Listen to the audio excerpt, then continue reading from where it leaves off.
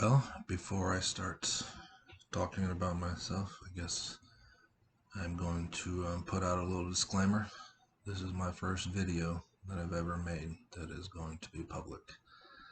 I promise to get better. I'm in the process of learning how to edit videos. I would like to put on a fancy little beginning to my videos, but what you're going to see now is just raw. It's going to be recorded from start to finish. And that's just how it's going to be my first videos. So, well, my name is Lewis Evans IV, and this is my story. On May 13, 2019, I was on my way to work at a high school that I work at. I was in a tow truck having my car towed because my high school has an auto mechanics department, so they work on teachers' cars. So my car wouldn't start, was having issues, and so I had it towed to the high school.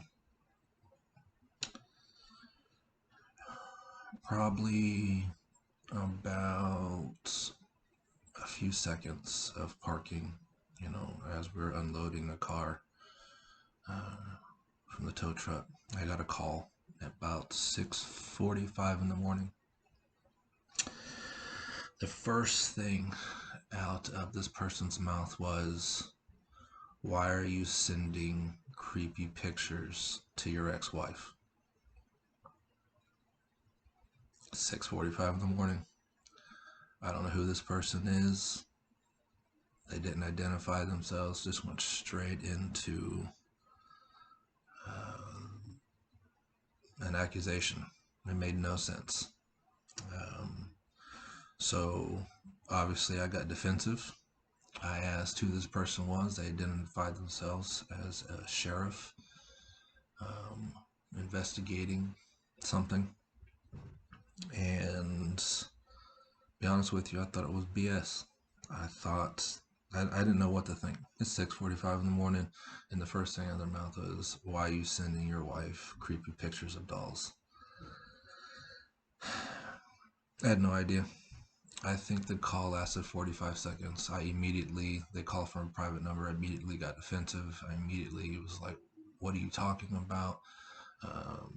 I don't even think I even went to any explanation.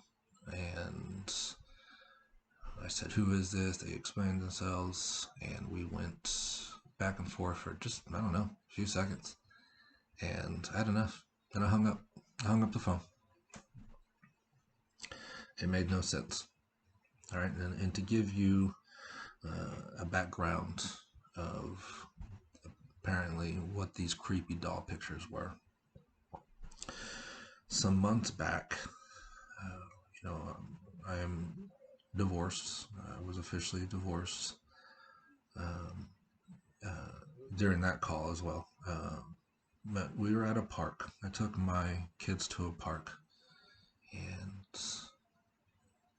just playing. Mostly it's me watching my youngest, and my oldest two are at the playground right next to it. I mean, there's a little bitty person playground and there's a big person playground within like 30 feet of each other. Doesn't matter. But towards the end of the night, they were playing, and a little boy came up to my youngest daughter and was trying to hand her a doll. It was adorable. You could tell the boy didn't speak, English, or if he did, it was very limited. He was young. He's probably, I'd guess, 3 or 4, maybe. Doesn't matter. So, my daughter, my youngest daughter, she's just skeptical of everything. So she was weirded out by it, and, as best I could explain to the little boy it wasn't her doll, but it was super cute, just super cute to watch. A few minutes, no, I think it was like just not even a minute later, he tries to give the doll to my oldest daughter. And she politely said, "It's not mine." You know, moved on.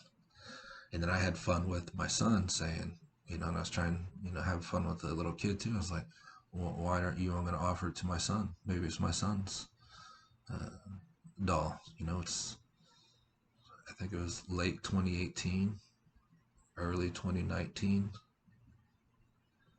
I want to say late 2018 when this happened, when we were at the park. And, I had a good laugh about it. The son didn't think it was funny. Playing with dolls wasn't cool. Even though when he was younger, he did. He had an older sister that did play with dolls, and they played dress up, and it was, I guess, super cute pictures. Doesn't matter. So, some minutes went by, and didn't think anything of it. And we were a few minutes away from leaving, because as a divorced father who only gets limited rights to his kids, he gets I got first, third, and fifth weekend, and then Thursdays for 2 hours. So they didn't want to leave, but of course I have to be back at a certain time. So we look over, and the doll's still there. The doll's laying face down in the part in the right underneath the swing. It's laying face down, and I think my oldest said something.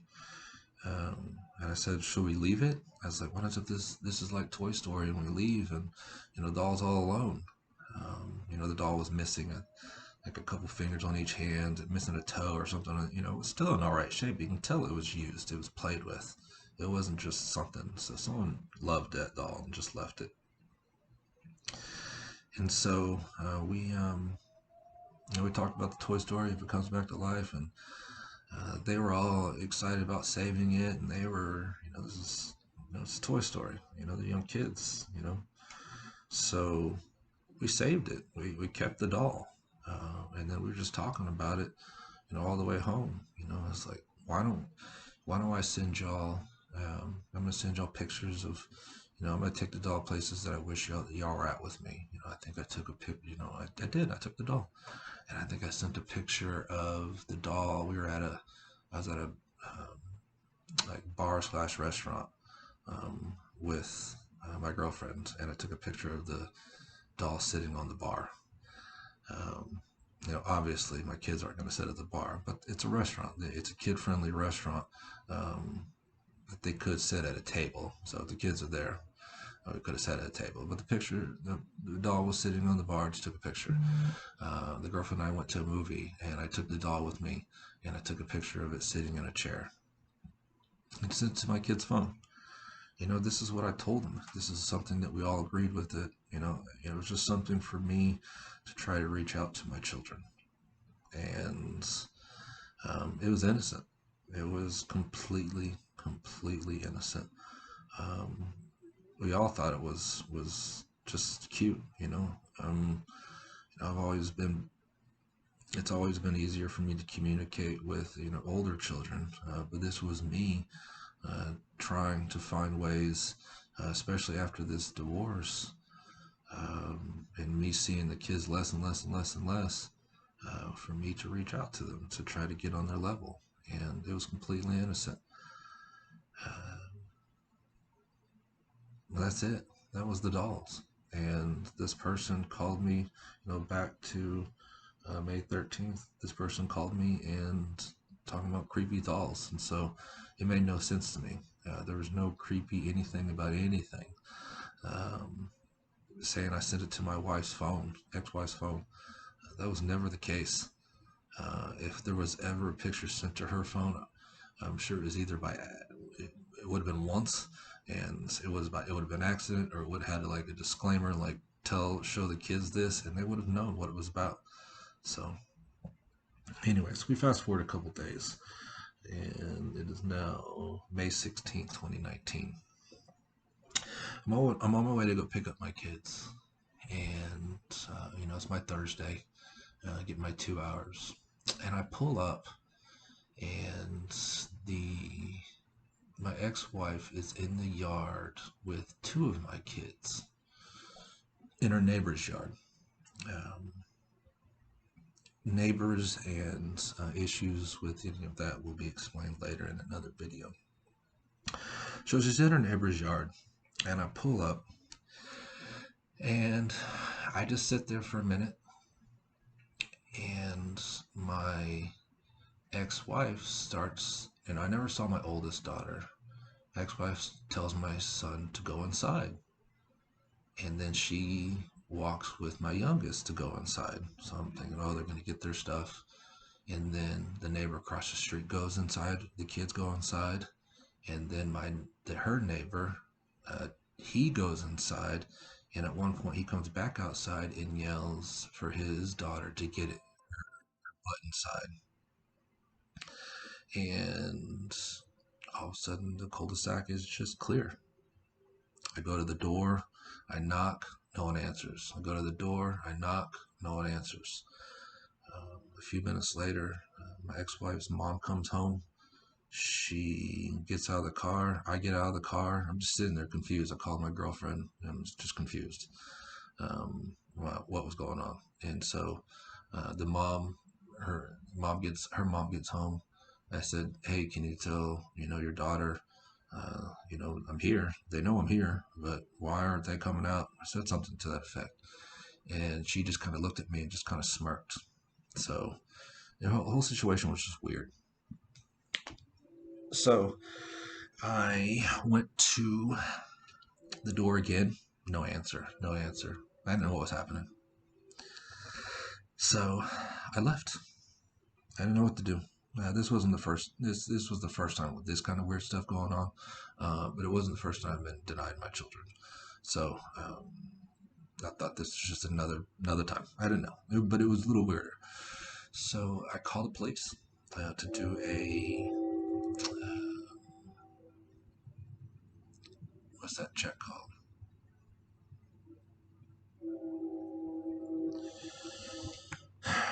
What did I ask the police to do? No matter. Okay. I asked the police to go do a check on my children. And all of a sudden they're telling me, we need you to meet with us. We need to meet you so we can take this statement. I'm just like, well, I've called before and with this particular issue, and I could do this all over the phone. Why are you needing to meet with me? This makes no sense.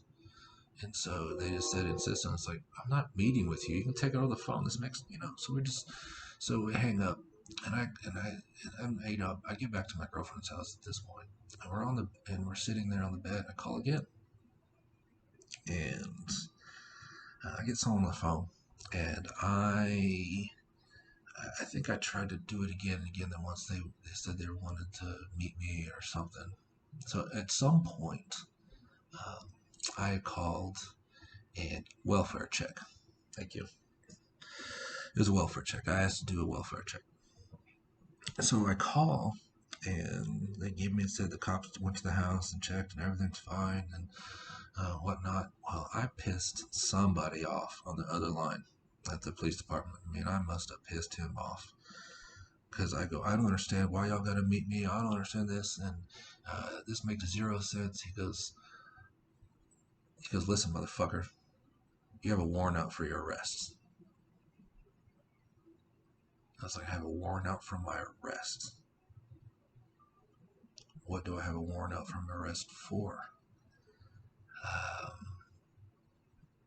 He said communication harassment. Okay, communication harassment. And I had no idea what was going on. All I knew is I had a warrant. I'm going to start writing stuff down, so I'm trying not to write as much. It's probably going to happen. So I'm trying as a...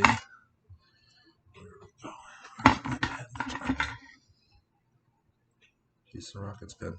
Oh, it writes beautifully, by the way. Okay. So this was an idea from my girlfriend. Make sure that I start writing stuff down so um, I don't ramble. I'm still gonna ramble, but hopefully not as much. So communication harassment. I got a $500 bond out. So I'm a school teacher, and the next day I get to school and I have to go tell my and I oh I no I get to school and start my day, and I took a break. I had the paraprofessional watch classroom. I went outside and I called again, asking what this was about. Um, he said on November 25th, I sent 40 text messages to my ex-wife, and that's all I was told. And that I had a $500 bond out, and that I could either co-post bond or they could come arrest me. And so I did not want to take a chance of them coming to my school and arresting me. So I went to the principal and told him about what was going on. I was asked to give a statement, and within 2 hours of that statement, I was in HR at my school district and suspended from work within 2 hours. Suspended, told not to come back on campus, told not to report, told not to call, told not to do anything. And this was on a Friday, and that following week was supposed to be an award ceremony that I had nominated two of my students in my jobs program for an award for being just absolutely amazing. And I was denied the ability to go see them with that too. So here I am. I go from Thursday, in less than 24 hours, I'm suspended from teaching. So I get a court appointed, or I was, no, I got the bond. That was on a Friday. Next week, I go to court. I get a court appointed lawyer. And I don't know anything that's going on. No one's sharing anything about anything. The court appointed lawyer, when I'm in the courtroom, takes on, I don't know, 6, 7, 8 cases in one sitting. It reminded me of family court when all these lawyers are just sitting at the table and not actually there for someone. They're there just to pick up clients, amicus lawyers, or lawyers trying to do the amicus part of family court, just sitting around the table, just waiting, just to gobble up the next person. So I think after like the fifth person, they called my name, and I went and met with her for like not even like a minute, 2 minutes. From that meeting, there was 2 months in between, no communication with her. I was offered like 6 months jail time, or was it 30 days jail and 60 months of probation or a year or something. I don't know. It was outlandish. I was like, I'm not, and I told the court appointed lawyer, I was like, this is not going anywhere but trial. I have no, so I don't remember at this point if I was told what the text messages were about, but I knew there was never any threats. Apparently, I sent 40 text messages, none of them threatening. It was just for the sheer volume of text messages. Sheer volume. Had nothing to do with any threats. I didn't threaten any harm. Just to give a little backstory about November, those text messages were sent on one day, not over a period of days, not a period of time. Just to give a small little backstory, just some months prior to that, she threatened me. I actually have her on audio, her threatening to kick my ass, and then her mocking the courts that they weren't going to basically do anything to her. And nothing happened. I filed a police report. The police came, did nothing, but I was charged with a crime for sending 40 text messages on one day. And it all came, and I've still to this day, it is now Father's Day, 6/21/2020, and I still have never seen the evidence against me. I still have not seen it. So uh, on that, I got upset.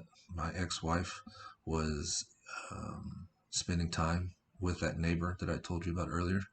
Um, from from what it looks like that they're dating, she's dating her next door neighbor, and um, that's her business. But my issue was is that she was destroying my relationship with my kids and spending time with another man with my kids while we were getting divorced, and I was upset about it.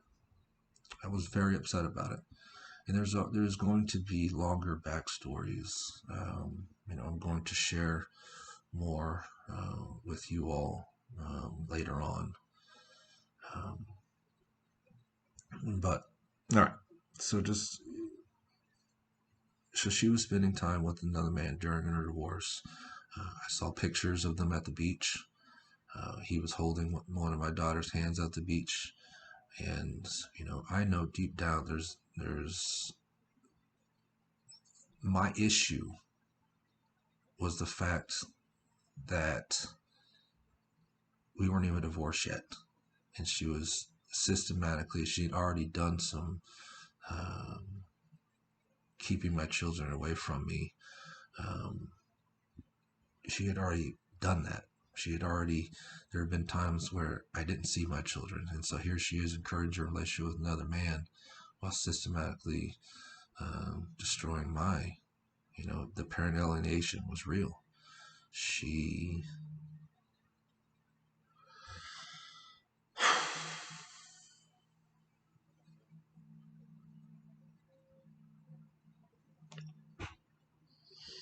Sorry.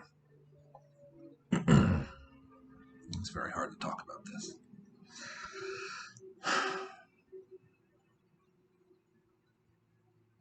The parent alienation is real. I have videos, I have pictures, I have audio.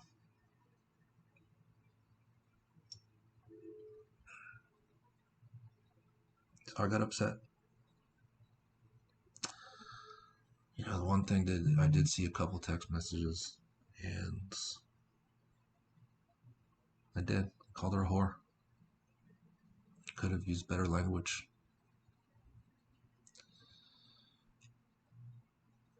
And I think the biggest issue that I have with that, I'm just going to go on tangents. It just is what it is. Um,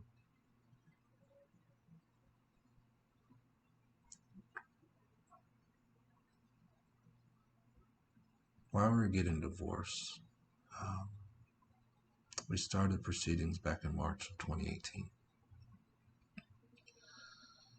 In June of 2018, um, there were still some friendly back and forth.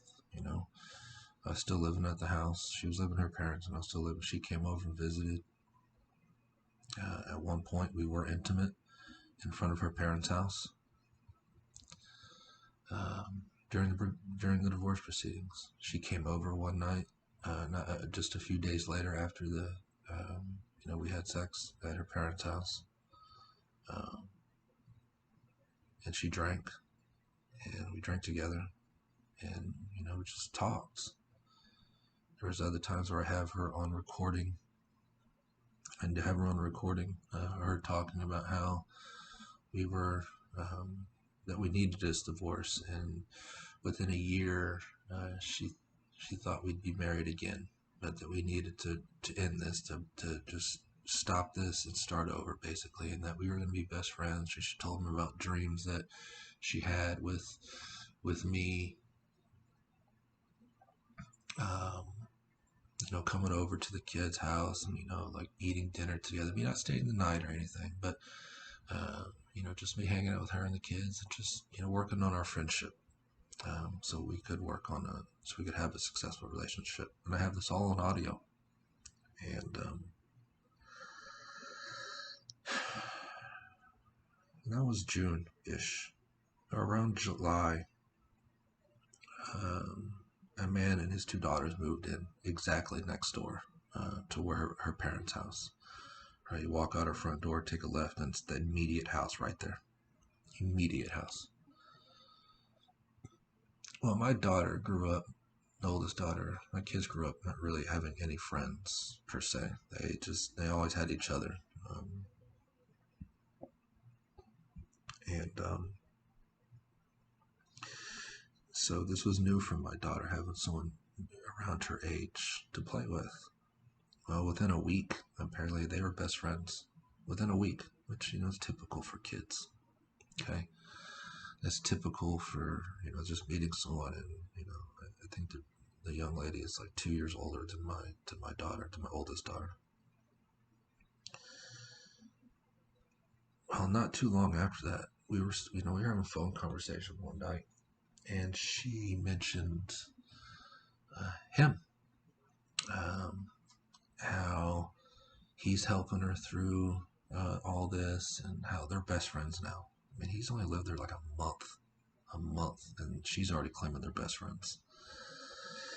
You know,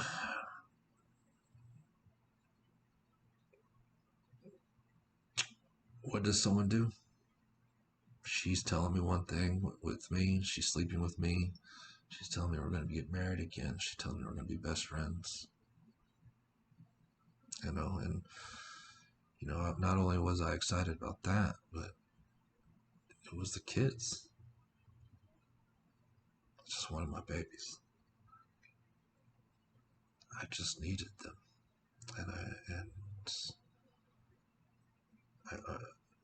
that's what I was most excited about. You know, being a family again. You know, making up for mistakes. So, and then it wasn't too long after that where she threatened me. This happened in August. So, in a matter of weeks of him moving in, of them becoming best friends, her attitude towards me changed. Like, boom, drastically. She's going out places with them. I see pictures of the beach. I see pictures of the ice cream parlor. I hear stories from my oldest daughter, just, limited, So how am I supposed to feel? Yeah, I got emotionally overwhelmed, I guess. And it's very hurtful that she was helping not encourage a relationship with my children, yet she's encouraging it with another man. And so I know those 40 text messages. See, I have a history of breaking up thoughts. I don't send novel text messages. I don't send 10-sentence text messages. I send a sentence at a time, maybe two at a time. And so if I saw that evidence against me, it probably was just a few paragraphs worth of words. And yeah, there's some words that, I look back that I shouldn't have used, but I made them. Was it a criminal offense? No. But they treated it as such. So, like I said, I'm going to go back and make more videos and explain some more stuff in detail, but I'm just trying to just give you a brief. It doesn't look brief. It's almost 29 minutes into it, so um, it's brief considering that this has been a year going on with me. So fast forward a little bit. I remember sending those. The reason why I remember sending some of those text messages. I don't remember 40 of them, but that was the same night that her neighbor. I'm gonna call neighbor. Her boyfriend, her best friend. I don't know, guy next door. He actually had texted me stating that something about my text messages are borderline harassment, something, something, something, something, and just clicked. I was like, I'm not. I remember having that thought. I was like, I'm not trying to harass this girl. I'm trying to communicate with her. I'm trying to talk to her. I'm trying to get her to respond. I'm not trying to harass. As soon as he said that, I stopped. Stopped texting her. I remember sending a few texts here and there and some emails here and there, but at no point was there's any kind of harassment or intentions to. Um, but if I can get those 40 text messages and I get that evidence, I'll gladly show the world. I'll gladly show. Nothing to hide. I'm not here to hide anything of my past. Am I perfect? I don't know. I guess that's for each of you to decide. But to me, I'm a good person. I do good things. I'm a good friend. I'm a good teacher. There's nothing but love in my heart. But that's for people to decide on their own. I tell you what, I'm not going to hide from anything, or anyone, or anybody anymore. I'm not afraid anymore. Today's my Independence Day.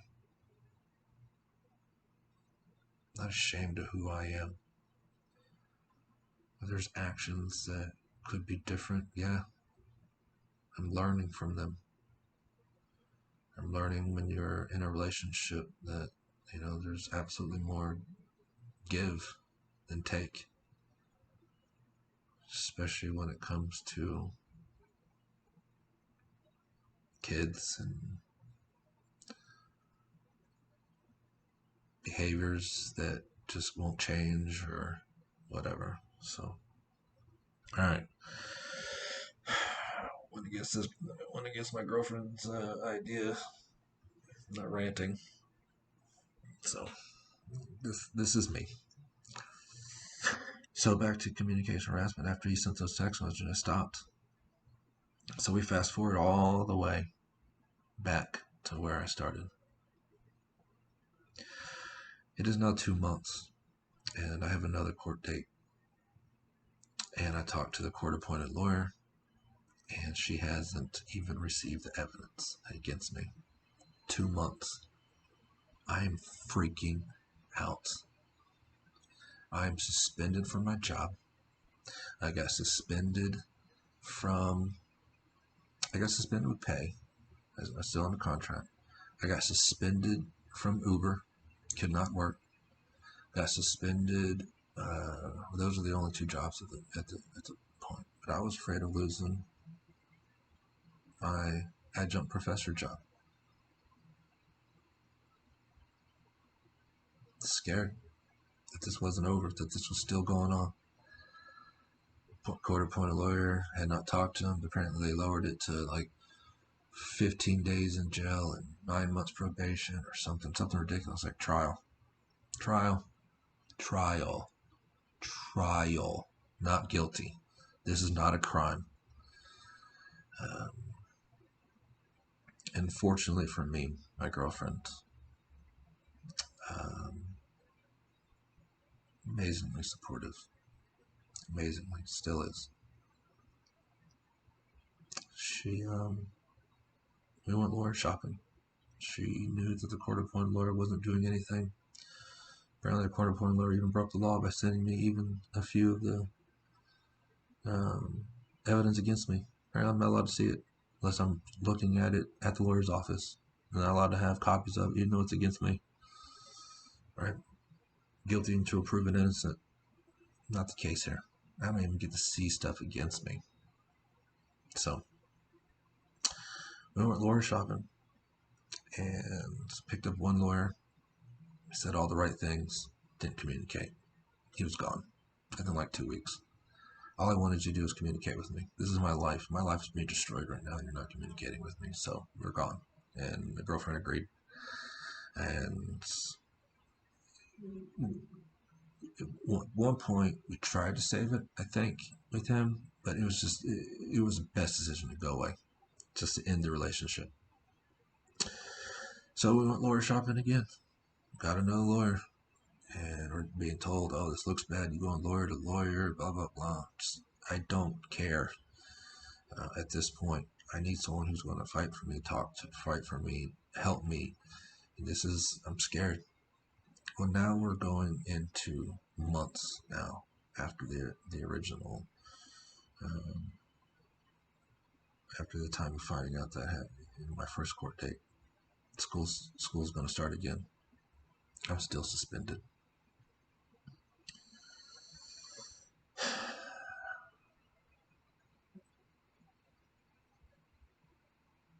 Well, it took a while. My lawyer, good guy. Um, I don't know. I guess I just don't trust lawyers. My experience in family court, my experience with lawyers, just police in general, law enforcement of any kind, has just been terrible. So, with him, I don't know. He seemed to be working hard for me. I think a lot of it's just probably my non-trust in that profession. He just seems so crooked, so just money driven, which I get, but I understand, but it's still crappy. Um,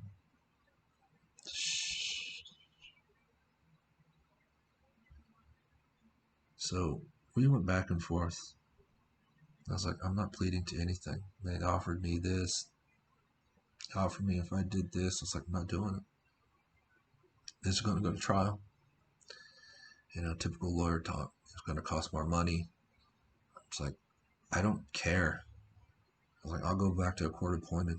I'll take this on myself then. I'm not pleading to anything. Anything. This is BS. The whole process, everything.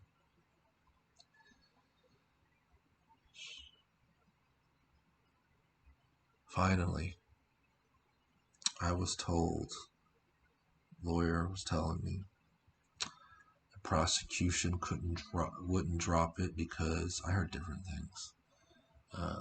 She had to save face. She couldn't, with it going on this long, she didn't want to drop it because it would upset the judge. This is a judge from Criminal Court 10 in Harris County. It made no sense, especially during this time when I was going through this process. He was accused of assault in the courtroom.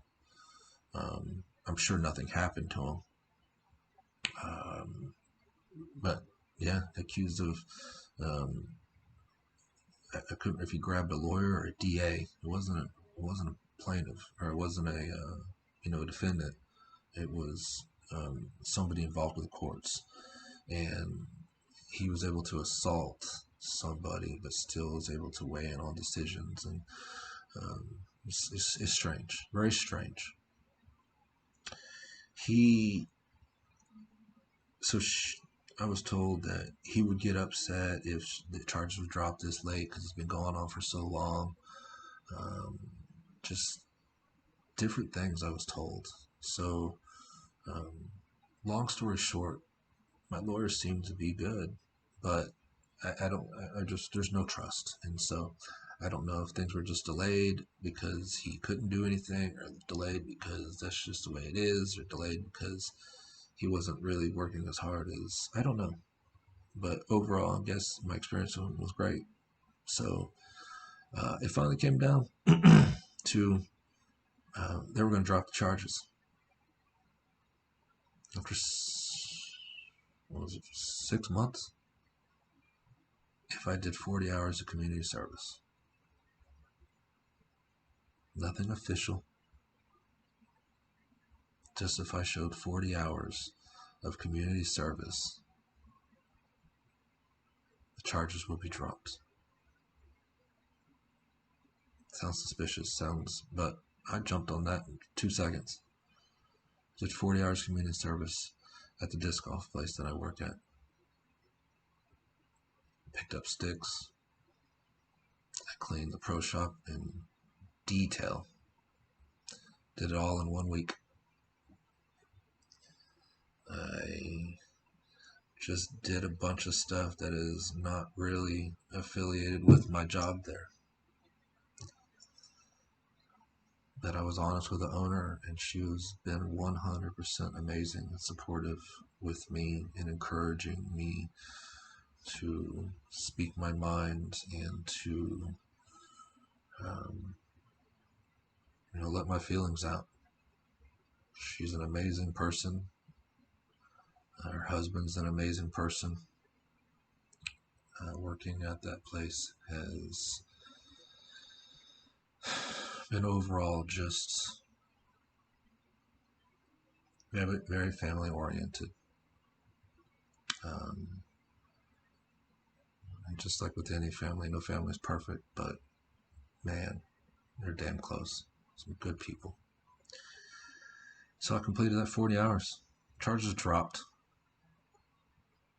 The school district knows about it.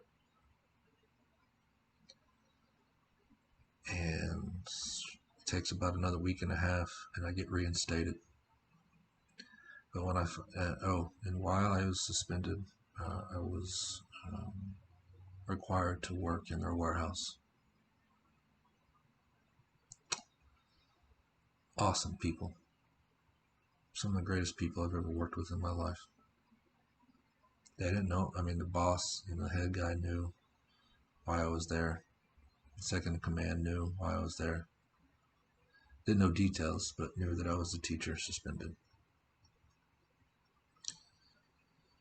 Those two men and a secretary up front and the men working in the warehouse.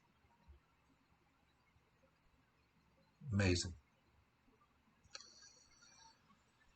Just, they were cool. I mean, there's some of them who asked some questions later on down the line, like, why are you still here? It's kind of weird that you're here. Who are you, basically, and they were just cool guys.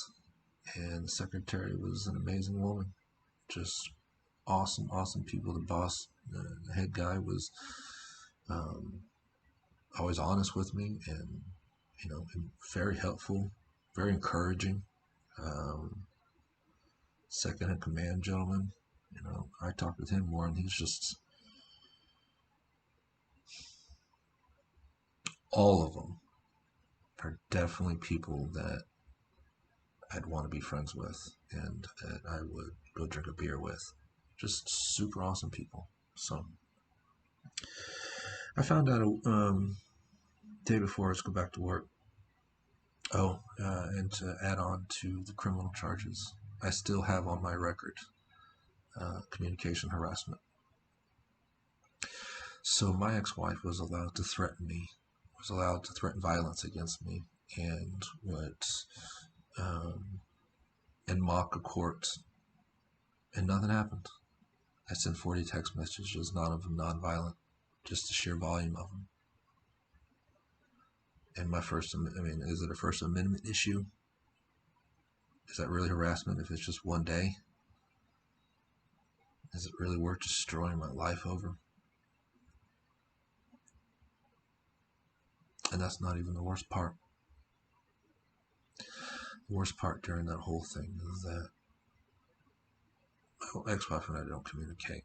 So we use that Our Family Wizard. And I told her, I was like, I can't have contact with you. I'm not allowed to be around you. I've been told that by my lawyer.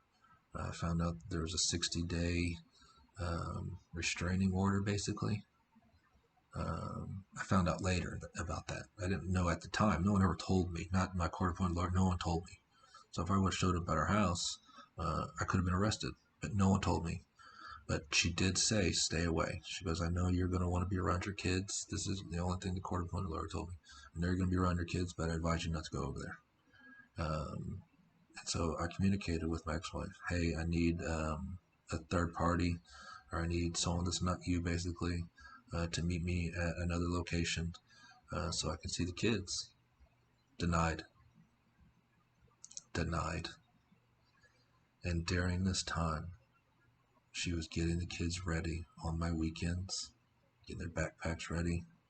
She was getting ready on Thursday, knowing that I wasn't coming, knowing that I couldn't come to get them, and didn't tell them a thing.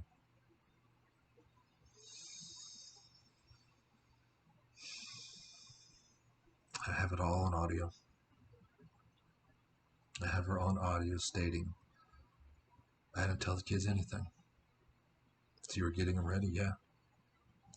I have her on audio saying that she asked the kids if it'd be okay if she took them, or if someone else took them for me to pick them up, and they said no.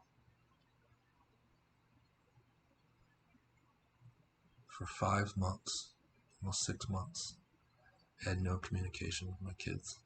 None. Zero. No phone call, no nothing. Found out later, around September, she cut off text messages. I was texting every day.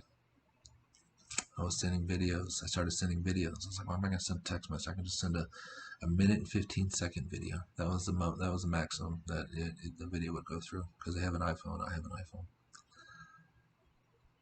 I sent videos almost every morning, telling them I love them, telling them to please call me, something. I never got any of them. No communication.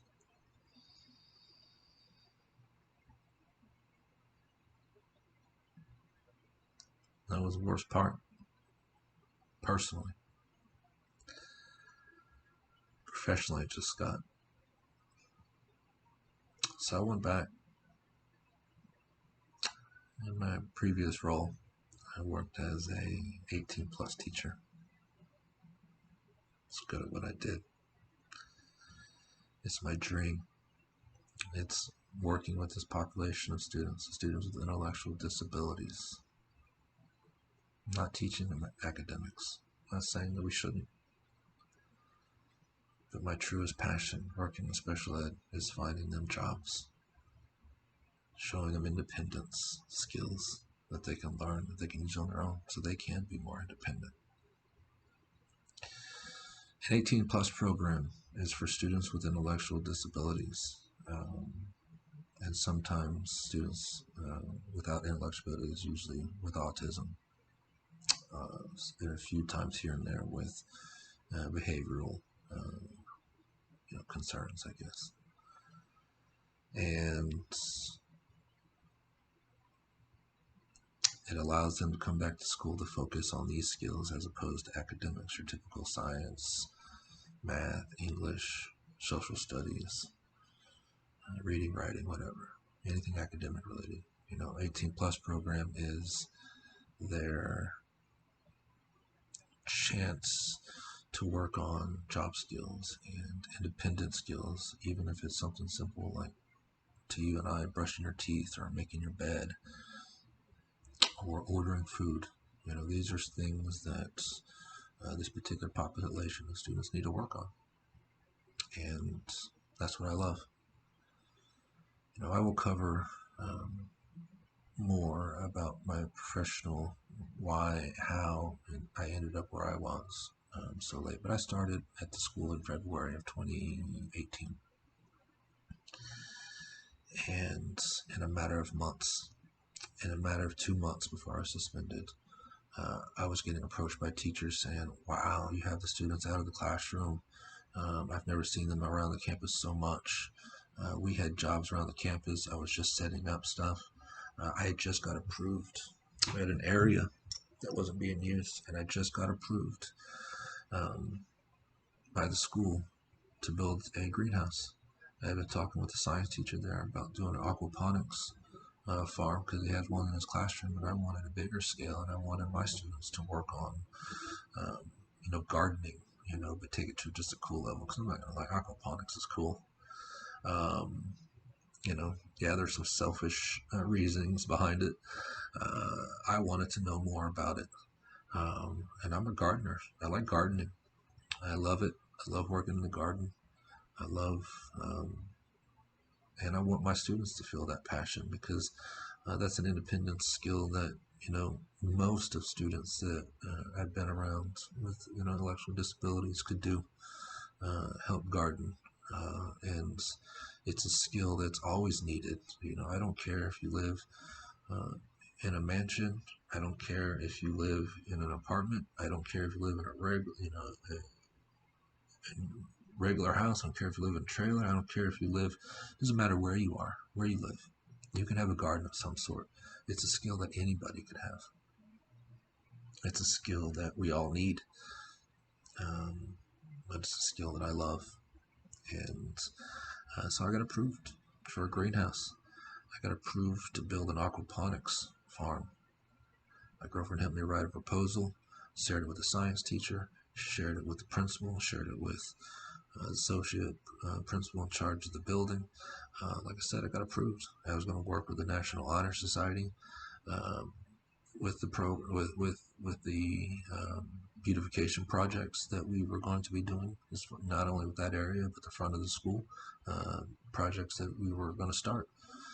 Um, I have a history of starting a beautification project and very successful ones. Um, at another high school I worked at, I turned an area um, from nothing into a park. I wish I knew how it looked today, but I don't. Um, so, um, in that matter of 2 months, I had changed this program, and I was so excited about it. I was excited about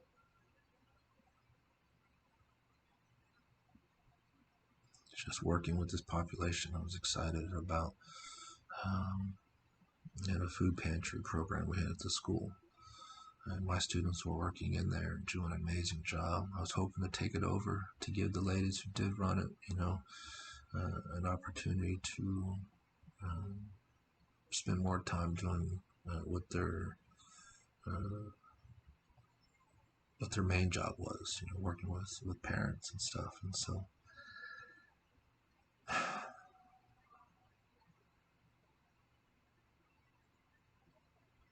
think I'm doing pretty good. I've kept my composure. No tears yet.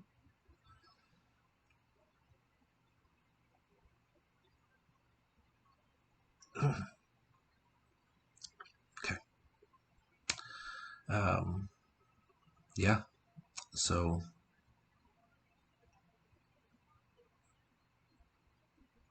I was told I wasn't returning to that position the day before, that I was going into the classroom. I was demoted. And I know, they had a need in the area. And, I was never guaranteed to go back to my position. But it just feels that I'm still being punished for something that just wasn't true. I feel like I was taken away from my dream. And I was still working with the population. I love my students. I want to apologize to them right now for not being 100%. I don't think their education hurt, but that just wasn't always me. I'm goofy, fun. I make learning fun. Very personable with all of them. I apologize to you for not being me. I apologize to parents for not being 100% me, who could be going through everything that I'm going through, with no one there to really help me, except for my girlfriend. Nobody was really there. I have a few friends here and there that um, are there for me, but for the general, it's just my girlfriend. It's been absolutely amazing, supportive, absolutely supportive.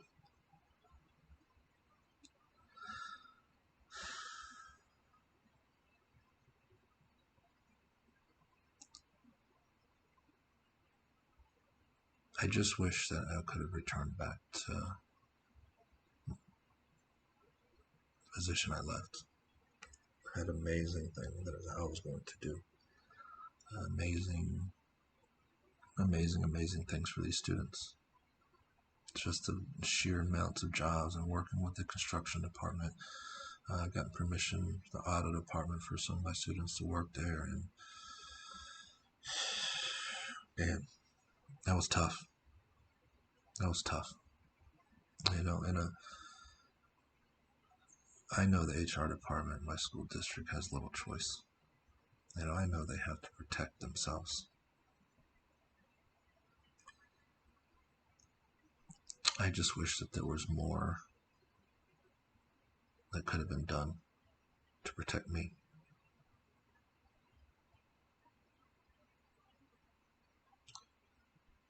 And to support me, as opposed to me being just a criminal that was let out of his charges, and now it's just to pick up any pieces that are left.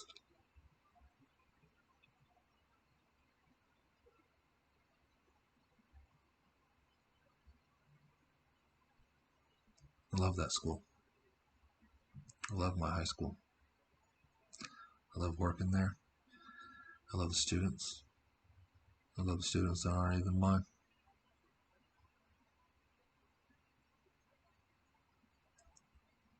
I love being there. Not a day that I drove there that I didn't love it.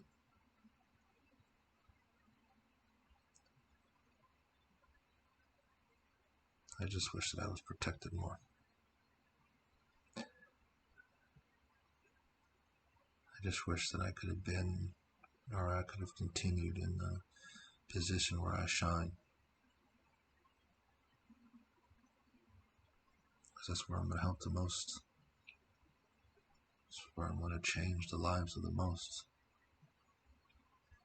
That's where my truest talent is. I can teach. I can work with anybody. I don't care who you are, what disability you have. What special need that you have. I can work with anybody. Behaviors, intellectual disabilities.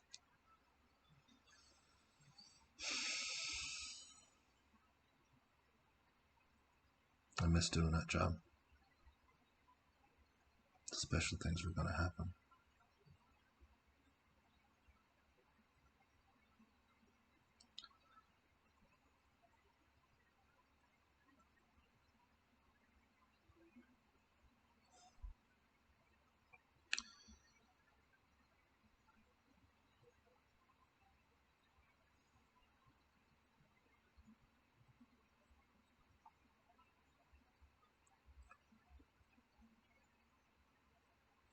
This whole time, I haven't seen my kids.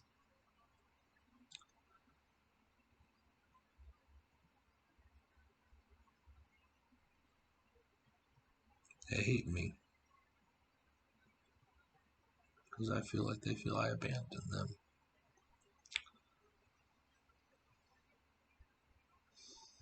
I've had no communication. I've missed my son's first day of school.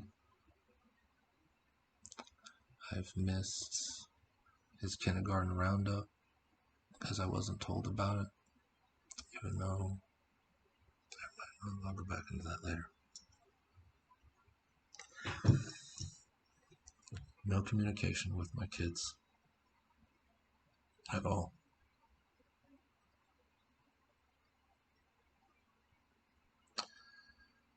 It has now been over a year, and I have less than 10 hours of communication with them.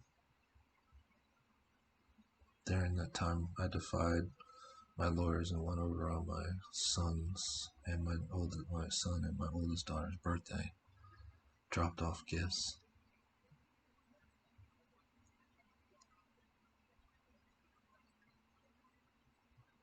Even around Christmas, they didn't come. I was supposed to have them for Christmas. I saw Christmas gifts. And the Christmas gifts they did receive, they threw away. books I had made for all three of them called Love Books. And I'd love to show y'all, but it has my kids' names in it. I have the digital copies, but they threw away the hard copies. At one point, for my daughter's birthday, I gave her a bear and something else. And the next time I went over there, I was told that the bear was thrown away because my 4-year-old, now 4-year-old,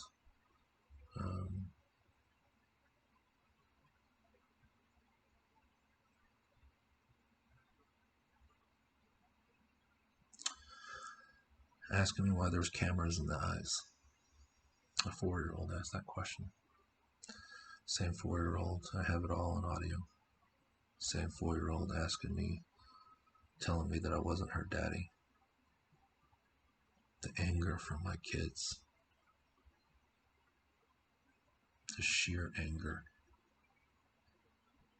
I get hung up on. I got nothing but audio recordings of me being hung up on.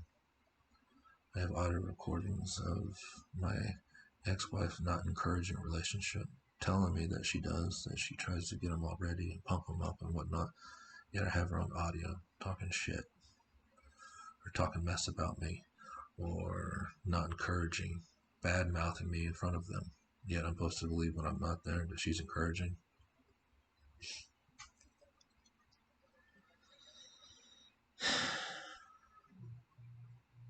There's nothing I can do except for this. Put my whole life out there for y'all in hopes that I can get help in some way, some fashion. I don't know. I don't know if it's going to happen.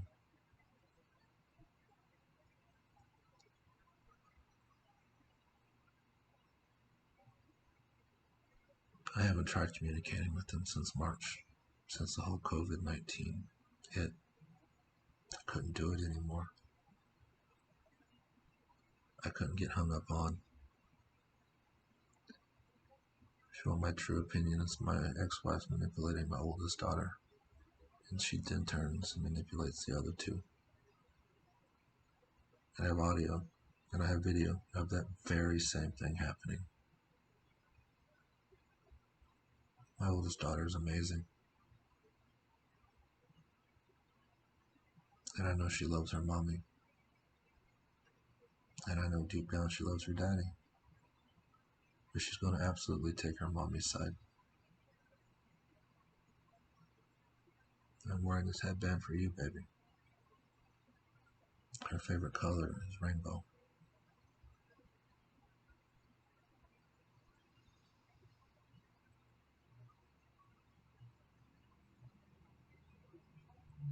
I also wear it because I'm an ally.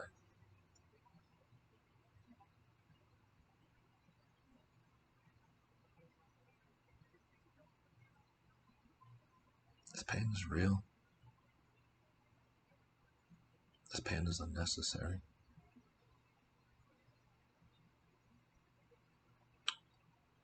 I'm going to continue to talk. And I'm going to continue to get better about it. Especially with the organization part. I have a bunch of stuff written down. But today I just wanted to keep it raw. No edits. Just me talking to you.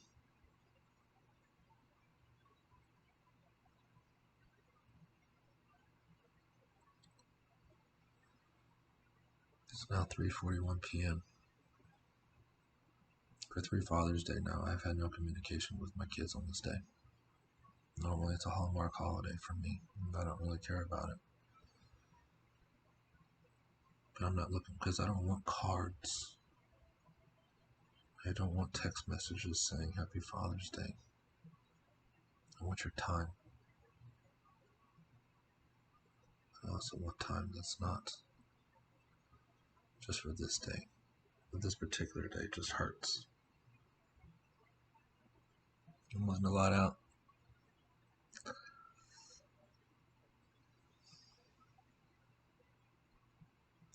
It sucks. I'm normally a pretty private person. And I guess that's changed now. So, I don't even know if I've even finished my story. So what it comes down to is that the DA here in the Harris County decided to destroy my life over some nonsense charge. Whether you want to knock it up as a freedom of speech, but it definitely wasn't harassment. I want an explanation. I want my life back. I want my record cleared.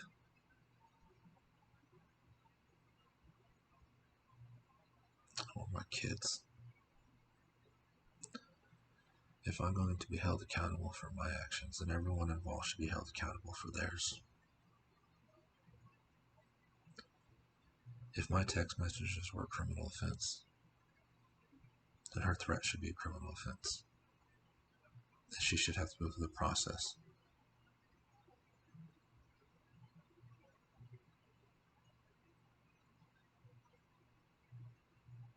Because she did kick my ass when the courts let her.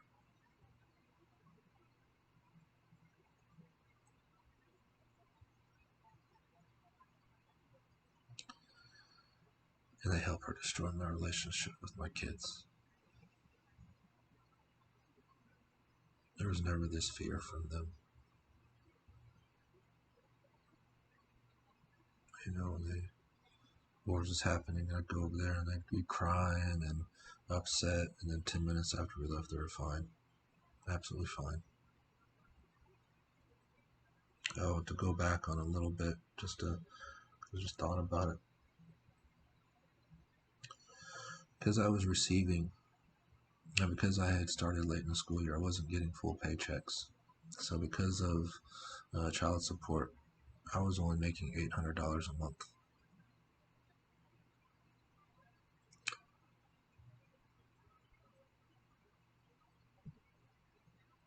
Nowhere near that I could support myself. I was denied food stamps because I made too much money. It didn't matter what my net was, no matter what my gross was.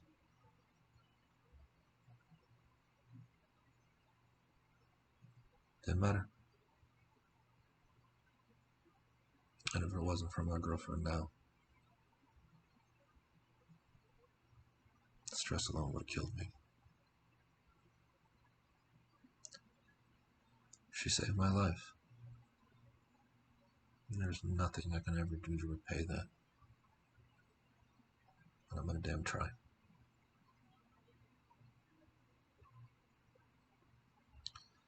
My credit's been destroyed. My life's been destroyed.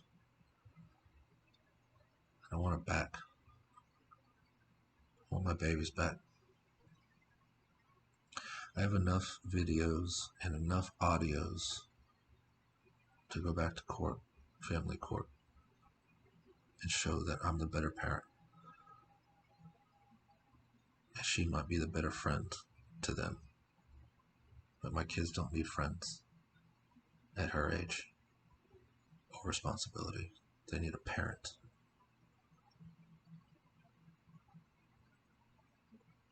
I question the men around her.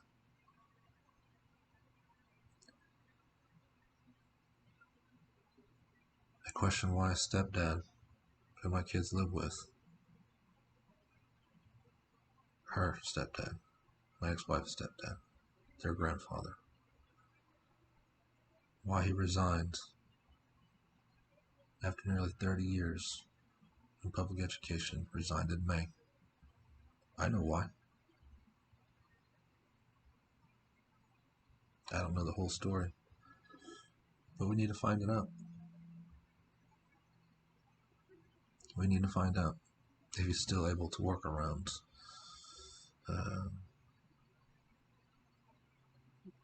school atmosphere. I mean, I don't know what the man does now for work. My guess, he's probably trying to teach again. Who knows? I'd like to know background check of my ex-wife's boyfriend. All I know, he's divorced twice.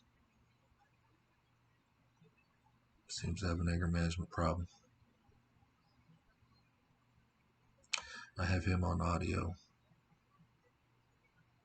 trying to bait me. I have a neighbor across the street. Let's find out about him. I have him on audio baiting me. Things that I told the family court judge that was happening. I was denied any kind of effort to help. Like I said, I'm going to explain more of that next week.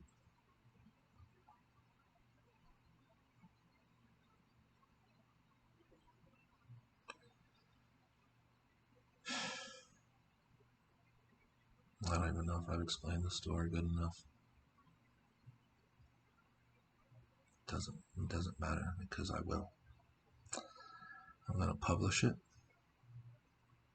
and let you all watch the raw version of Louis Evans IV. Then later on I'll go correct any errors that I made, any things that I left out. Oh, there was other things that I did that I forgot to mention. I went over there trying to reach out to my children. And I used chalk, sidewalk chalk, and drew pictures. They erased them. I don't know if it was my ex-wife or her boyfriend, but they took a hose to my sidewalk chalk and totally erased it. Sidewalk chalk in the cul-de-sac, not even on anybody's property. Didn't matter what I tried, what I did, whose fault I thought it was. I was still going over there getting beat up every time. The stress was just unbearable. Unbearable.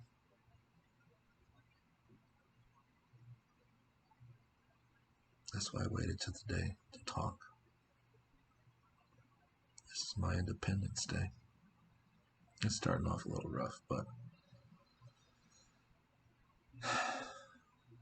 it's going to get better. I don't really feel like I have anything to lose. I'm dead without those children, my babies. I just feel so dead inside without them. I'm not whole. I don't feel complete.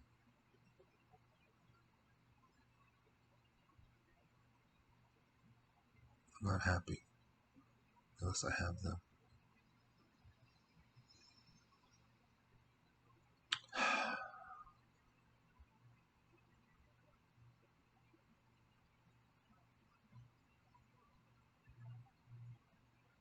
I would like answers.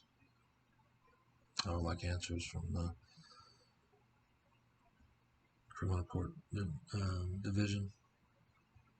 But wow, now 3 times I've asked to press charges and they've denied it every time. It's just sexist behavior. They're willing to destroy me, the man, and let the little defenseless woman go.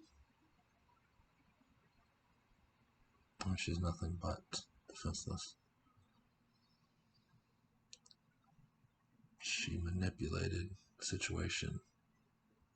And I have her on recording questioning how come I didn't get fired from the university. She tried to destroy me. Apparently she was calling the prosecution office, hoping that I did jail time. Jail time. For 40 text messages. None of them were threatening. And yet I have her on audio threatening to kick my ass and then mocking the courts.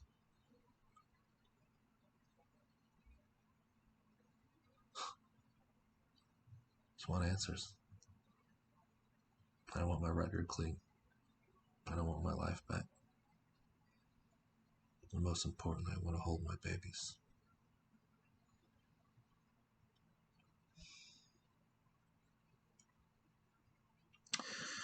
Well, it's 3:52. I think it's time that I stop talking for now.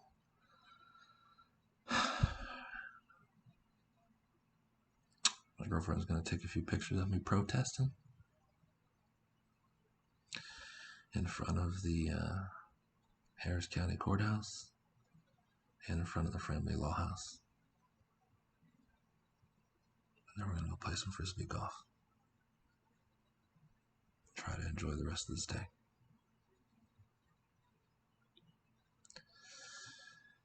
So to you, watching, my name's Lewis Evans, the fourth. And I'm going to tell you my story. And I'm going to continue to tell you my story.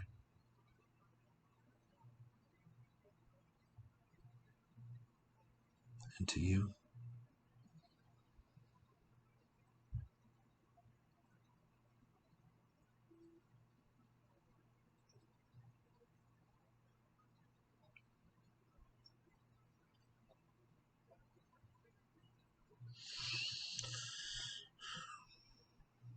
to my babies, I love you. I always have, and I always will.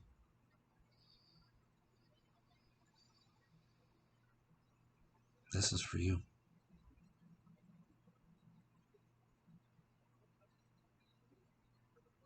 This is for you. My loves. Never gonna stop fighting for you.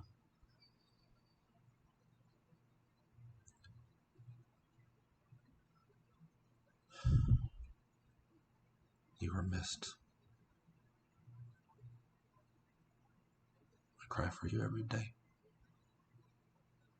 I hurt for you every day.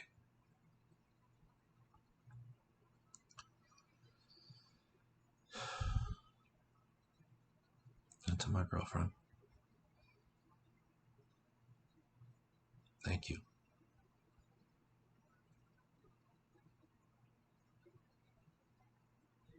Thank you for helping me with this.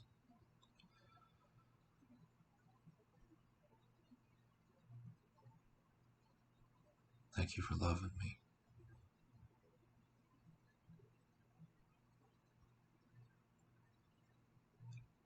Thank you for saving my life. I love you.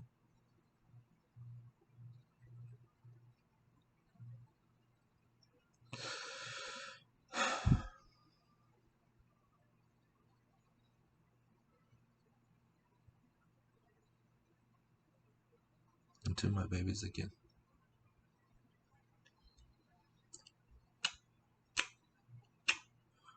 You'll get those kisses soon.